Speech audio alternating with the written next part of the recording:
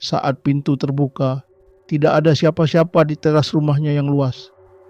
Hanya ada embusan angin dingin yang menusuk tulang, membawa aroma yang sangat busuk, campuran antara bau tanah kuburan yang basah, daging busuk, dan kapur barus yang menyengat.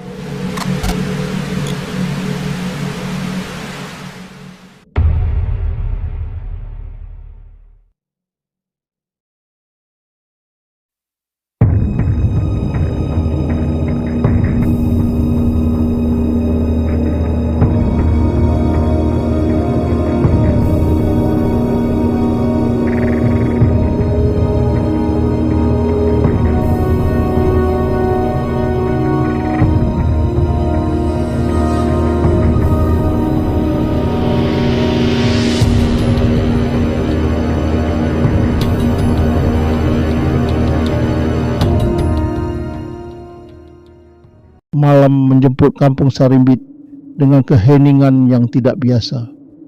Angin kemarau bertiup kering, menerbangkan debu-debu jalanan dan menggoyangkan daun-daun pohon mangga tua di pekarangan rumah warga. Di salah satu sudut kampung, suasana justru memanas.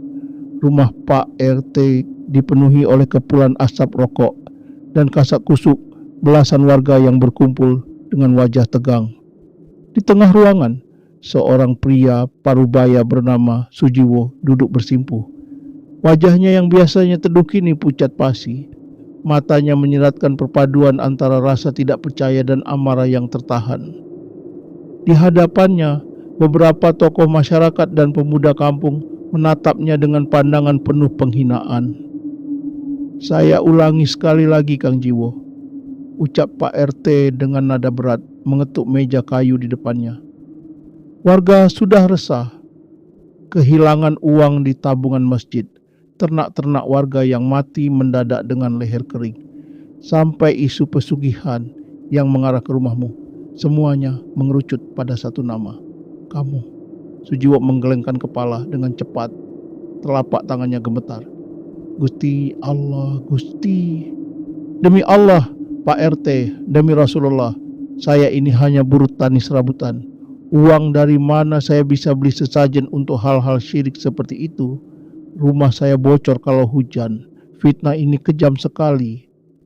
"Halah, jangan bawa-bawa nama Tuhan, Jiwo," bentak Kardiman, salah satu juragan tanah di kampung Sarimbit yang sejak lama mengincar tanah pekarangan rumah Sujiwo. "Semua orang tahu, sejak istrimu meninggal setahun lalu, kamu sering keluar malam-malam ke pemakaman tua di ujung desa. Untuk apa kalau bukan untuk memelihara banaspati atau pesugihan? Saya mendoakan istri saya, Kang Kar. Hanya itu yang saya lakukan." Air mata Sujiwo akhirnya luruh. Namun air mata itu tidak mencairkan hati warga yang sudah terlanjur diracuni oleh provokasi Kardiman. Suasana semakin ricuh. Warga di luar rumah mulai berteriak, menuntut agar Sujiwo diusir dari kampung Sarimbit jika tidak mau mengaku. Mereka mengancam akan membakar rumah gubuk milik Sujiwo tempat ia tinggal sebatang kara. Melihat situasi yang tidak terkendali, seorang sesepuh kampung, Mbah Darmo, mengangkat tangannya. Suasana seketika hening. Pria tua dengan janggut putih panjang itu menatap Sujiwo dengan tatapan mendalam. "Jiwo," suara Mbah Darmo bergetar namun berwibawa, "jika kamu memang benar-benar bersih dari segala tuduhan ini, dan kamu menolak untuk diusir secara hina dari tanah kelahiranmu, apakah kamu berani membuktikannya lewat jalur langit?" Sujiwo mendongak menghapus air matanya. "Jalur langit apa, Mbah?" "Sumpah pocong di Masjid Jami Kampung Sarimbit hari Jumat Kliwon besok lusa.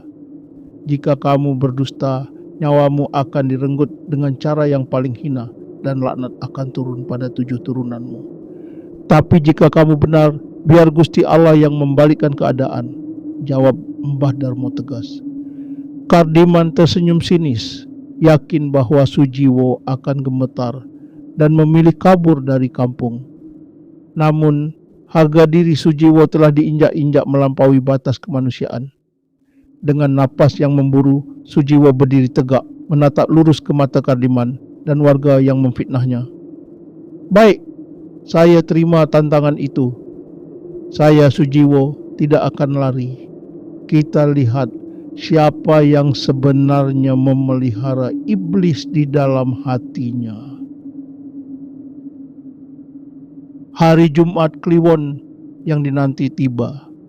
Udara kampung Sarimbit terasa luar biasa pekat dan dingin sejak pagi hari, seolah-olah alam sedang menahan napas menyaksikan ritual sakral yang jarang sekali terjadi di zaman modern ini. Masjid Jami yang biasanya hanya ramai saat salat Jumat, kini sesak dipadati warga bahkan dari desa tetangga.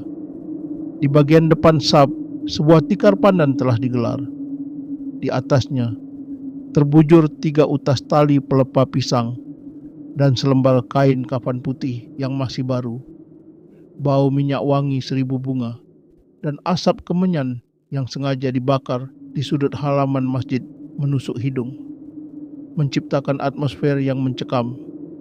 Sujiwo masuk ke dalam masjid dengan pakaian ihram putih. Wajahnya tenang, sebuah ketenangan yang menakutkan bagi orang-orang yang melihatnya. Ia tidak lagi menangis atau memohon belas kasihan. Didampingi oleh Mbah Darmo dan 2 orang modin, petugas jenazah, Sujiwo merebahkan tubuhnya di atas kain kafan. Prosesi pembungkusan dimulai. Satu persatu bagian tubuh Sujiwo dibalut kain putih, diikat di bagian ujung kepala, leher, dada, perut, hingga ujung kaki. Kini, di hadapan ratusan pasang mata, Sujiwo telah berwujud layaknya mayat seutuhnya. Mbah Darmo melangkah maju, memegang kitab suci di atas kepala Sujiwo yang terbungkus kafan. Suasana mendadak senyap, bahkan suara jangkrik di luar masjid pun seolah bungkam. Sujiwo, ikuti kata-kata saya dengan lantang dan tanpa ragu, perintah Mbah Darmo. Dari balik kain kafan yang menutupi mulutnya, suara Sujiwo terdengar menggema, berat dan bergetar penuh keyakinan. Bismillahirrahmanirrahim. Demi Allah yang menguasai jiwa dan raga saya, jika tuduhan warga kampung Sarimbit bahwa saya memelihara pesugihan, mencuri, dan membawa petaka adalah benar, maka laknatlah saya. Biarlah saya mati dalam keadaan tersiksa, dan kuburan saya menjepit jasad saya hingga hancur. Sujiwo mengambil napas dalam-dalam sebelum melanjutkan kalimat kutukan yang paling ditakuti. Namun, jika semua ini adalah fitnah yang keji, jika ada di antara mereka yang berdiri di sini, yang sengaja merancang kehancuran saya demi syahwat dunianya, maka demi Zat yang Maha Adil, saya bersumpah, jasad saya tidak akan pernah tenang sebelum darah para pemfitnah membasahi tanah kuburan saya. Nyawa dibayar nyawa. Teror demi teror akan saya bawa kembali ke kampung ini. Mendengar kalimat terakhir yang ditambahkan oleh Sujiwo, beberapa warga bergidik ngeri. Kardiman yang berdiri di barisan depan sempat merinding. Namun ia segera menepis rasa takutnya dan berbisik sinis, "Cih, berlagak sombong di depan maut." Sumpah selesai diucapkan. Ikatan kafan Sujiwo dilepas kembali. Ia bangkit dengan tubuh yang basah kuyup oleh keringat dingin. Sumpah telah mengunci takdir, namun keadilan manusia seringkali terlambat. 3 hari setelah sumpah tersebut, rumah gubuk Sujiwo ditemukan terbakar habis di tengah malam. Warga menemukan jasad Sujiwo hangus terbakar di dalam kamar dengan posisi meringkuk memilukan. Polisi menyatakan itu kecelakaan akibat lampu teplok yang jatuh. Namun desas-desus berbisik bahwa ada tangan-tangan hitam yang sengaja membakarnya agar Sujiwo benar-benar lenyap. Jasad Sujiwo dikuburkan dengan tergesa-gesa tanpa penghormatan yang layak di pemakaman pinggir kampung.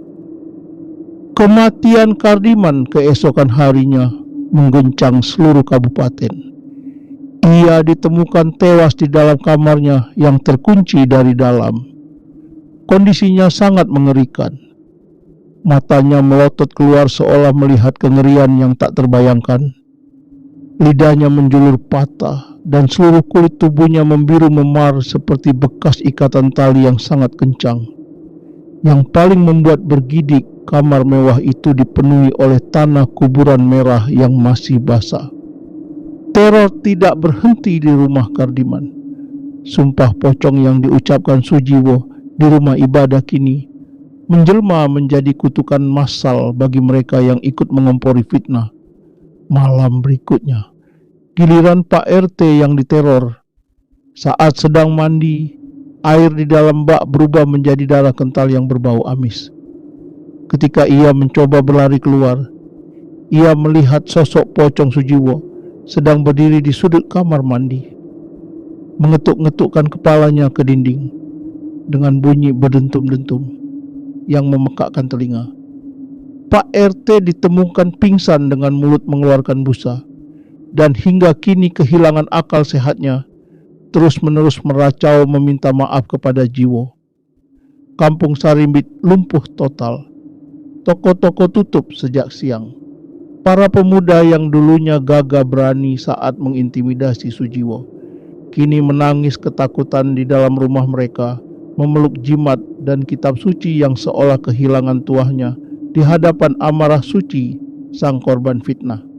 Mbah Darmo, sebagai sesepuh yang menyaksikan sumpah tersebut, tahu bahwa ini bukan sekadar teror hantu biasa. Ini adalah eksekusi dari sumpah gaib yang telah disaksikan oleh langit. Jiwa Sujiwo yang penuh dendam disokong oleh kekuatan sumpah yang sakral. Mbah Darmo mengumpulkan sisa-sisa warga yang masih waras di dalam Masjid Jami, tempat yang sama di mana sumpah itu diikrarkan. Mereka menyalakan lampu terang benderang, merapatkan saf dan melantunkan ayat-ayat suci Yasin serta ayat kursi tanpa henti. Namun, sekitar pukul 1 dini hari, angin badai tiba-tiba menghantam masjid. Pintu-pintu kayu jati yang kokoh terbuka paksa dengan dentuman keras. Semua lampu neon di dalam masjid berkedip-kedip lalu mati serentak, menyisakan kegelapan yang pekat. Di ambang pintu masjid berdiri sosok pocong Sujiwo. Kali ini auranya begitu pekat hingga beberapa warga langsung jatuh pingsan karena tekanan gaib yang luar biasa. Pocong itu melayang masuk ke dalam ruang salat, melewati karpet masjid, meninggalkan jejak lendir hitam dan bau busuk yang merangsang muntah. Jiwo, istighfar, Jiwo, kamu sudah di alam yang berbeda, teriak Mbah Darmo dengan suara bergetar, mencoba berdiri di barisan paling depan sambil menggenggam tasbihnya. Pocong Sujiwo berhenti tepat di depan Mbah Darmo. Kepalanya miring ke kiri dengan sudut yang tidak manusiawi, menghasilkan bunyi tulang leher yang patah. Mbah Darmo, bisik suara gaib itu. Aku tidak mencari orang benar. Aku hanya menagih hutang nyawa. Sosok itu kemudian berbalik melayangkan pandangannya yang merah membara ke arah kerumunan warga yang sedang menangis dan bersujud memohon ampun di pojok masjid. Di antara mereka ada 3 pemuda yang malam itu ikut menyiramkan minyak tanah ke gubuk Sujiwo. Kutukan sumpah pocong tidak akan berhenti sebelum lingkaran fitnah itu bersih total. Malam ke-7 setelah kematian tragis Sujiwo, Kampung Sarimbit bagai kota mati. Setelah jam 8 malam, tidak ada lagi pos ronda yang aktif. Warga memilih mengunci pintu rumah mereka rapat-rapat. Ketakutan kolektif mulai merayap, dipicu oleh lolongan anjing liar yang bersaut-sautan setiap kali angin malam berembus dari arah pemakaman. Kardiman duduk di ruang tamunya yang mewah, menghitung lembaran uang hasil penjualan tanah yang baru saja ia menangkan dari sengketa. Di luar, hujan rintik-rintik mulai membasahi bumi. disertai suara petir yang menggelegar rendah di kejauhan. Suara ketukan pintu depan terdengar lambat dan berat. Kardiman mengerutkan kening. Ia melirik jam dinding yang menunjukkan pukul 11 malam. Siapa malam-malam begini? Mengganggu saja, gerutu Kardiman. Ia berdiri, melangkah menuju pintu utama dan memutar kunci. Saat pintu terbuka, tidak ada siapa-siapa di teras rumahnya yang luas. Hanya ada embusan angin dingin yang menusuk tulang, membawa aroma yang sangat busuk, campuran antara bau tanah kuburan yang basah, daging busuk, dan kapur barus yang menyengat. Kurang ajar, anak-anak muda pasti sedang iseng, umpat Kardiman, hendak menutup kembali pintunya. Namun, pandangannya terkunci pada halaman rumahnya yang gelap. Di bawah pohon mangga, bayangan putih berdiri tegak. Jantung Kardiman seakan berhenti berdetak saat petir menyambar, menerangi sosok tersebut sekilas. Itu adalah sesosok mayat yang terbungkus kain kafan utuh. Kainnya tidak lagi putih bersih, melainkan penuh dengan noda tanah merah, darah hitam yang mengering, dan bagian bawahnya tampak koyak serta basah. Kepala sosok itu terikat kencang ke atas, namun wajah di balik kafan yang setengah terbuka itu terlihat jelas. Wajah itu hitam hangus berulat, dengan mata yang melotot merah memancarkan kebencian yang amat pekat. Itu adalah Sujiwo.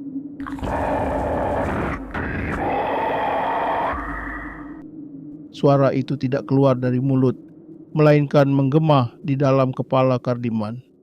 Suara yang parau, dingin, dan penuh dengan lendir kematian. Kardiman mundur selangkah dengan lutut lemas hingga terjatuh ke lantai marmernya. Tidak, kamu sudah mati. Kamu sudah dikubur. Sosok pocong Sujiwo tidak berjalan, melainkan melesat secara melayang dengan sangat cepat ke arah teras. Setiap kali sosok itu mendekat, bau busuk semakin pekat hingga membuat Kardiman muntah di tempat. Demi menyelamatkan nyawanya, Kardiman merangkak mundur, membanting pintu depan dan menguncinya dengan gemetar. Ia bersandar di balik pintu, napasnya memburu, keringat dingin mengucur deras. Ia mengira dirinya aman.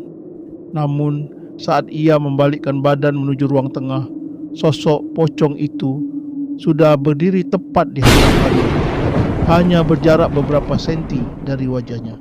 Mata merah menyala milik pocong Sujiwo menatap lurus ke dalam jiwa Kardiman.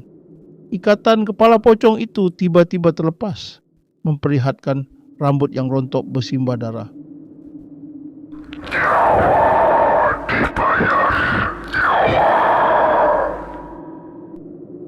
Malam itu, jeritan histeris Kardiman tenggelam oleh suara gemuruh petir Kampung Sarimbit.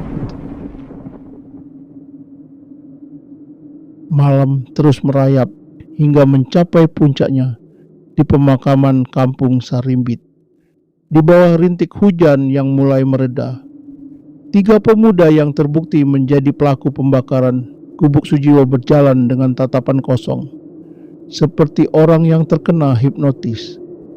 Tubuh mereka bergerak sendiri, melangkah menembus semak-semak makam, dipandu oleh kekuatan gaib yang tidak bisa mereka lawan. Di belakang mereka, Mbah Darmo dan beberapa warga yang tersisa mengikuti dari kejauhan dengan membawa obor yang apinya meliuk-liuk ditiup angin. Mereka tidak berani mendekat, hanya bisa menyaksikan takdir buruk yang sedang menjemput para pendosa. Ketiga pemuda itu berhenti tepat di depan gundukan tanah merah yang masih baru, makam Sujiwo yang sepi dan tanpa kamboja. Di atas nisan kayu yang tertancap miring, sosok pocong Sujiwo sudah menunggu, berdiri tegak di bawah siraman air hujan yang tidak mampu membasuh noda darah di kain kafannya. Satu persatu, ketiga pemuda itu berlutut di atas tanah makam. Air mata ketakutan bercampur dengan air hujan di wajah mereka. Mereka mencoba berteriak minta tolong, namun tenggorokan mereka seperti terkunci oleh pasir. Pocong Sujiwo melayang turun dari atas nisan, mendekati pemuda pertama. Dengan gerakan yang sangat cepat, kain kafan bagian dada sosok itu terbuka, mengeluarkan kabut hitam pekat yang langsung membungkus tubuh pemuda tersebut. Pemuda itu kejang-kejang. Kulitnya melepuh hitam seperti terbakar api yang tak terlihat, sebelum akhirnya tumbang tak bernyawa di atas tanah kuburan. Melihat temannya tewas secara mengerikan, dua pemuda lainnya berhasil memecah sihir ketakutan mereka dan menjerit histeris. "Ampun Jiwo, ampun, kami disuruh Kardiman, kami yang salah." Mbah Darmo yang melihat hal itu tidak tahan lagi. Ia berlari maju, bersimpuh di dekat makam. "Jiwo, cukup Jiwo, mereka sudah mengaku. Keadilan sudah tegak, pemfitnah utamamu sudah tiada. Jangan biarkan jiwamu terikat selamanya menjadi iblis karena dendam ini. Biarkan bumi menerima jasadmu dengan tenang Jiwo." Mendengar ucapan Mbah Darmo, Pocong Sujiwo menghentikan gerakannya yang hendak mencabut nyawa kedua pemuda tersisa. Sosok itu perlahan membalikkan tubuhnya yang kaku menghadap Mbah Darmo. Mata merahnya yang menyala perlahan-lahan meredup, berganti dengan tatapan sayu yang penuh dengan kesedihan yang amat dalam.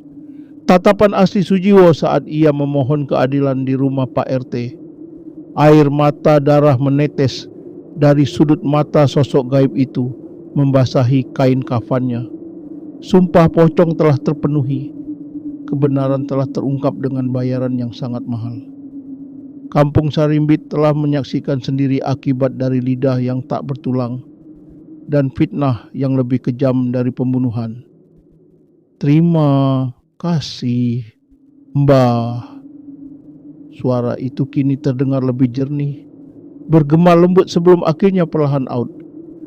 Bersamaan dengan runtuhnya badai malam itu, sosok Pocong Sujiwo perlahan-lahan memudar menembus kabut, lalu lenyap sama sekali ke dalam gundukan tanah makamnya sendiri. Suasana pemakaman mendadak menjadi sangat tenang dan damai. Aroma busuk yang berhari-hari meneror kampung lenyap, digantikan oleh bau harum tanah yang tersiram air hujan bersih. Dua pemuda yang selamat jatuh pingsan karena syok, namun nyawa mereka diampuni untuk menjadi saksi hidup bagi generasi mendatang. Sejak malam yang mencekam itu, Kampung Sarimbit kembali menjadi desa yang sunyi. Tidak ada lagi warga yang berani bergunjing, memfitnah, atau berbuat zalim kepada sesama.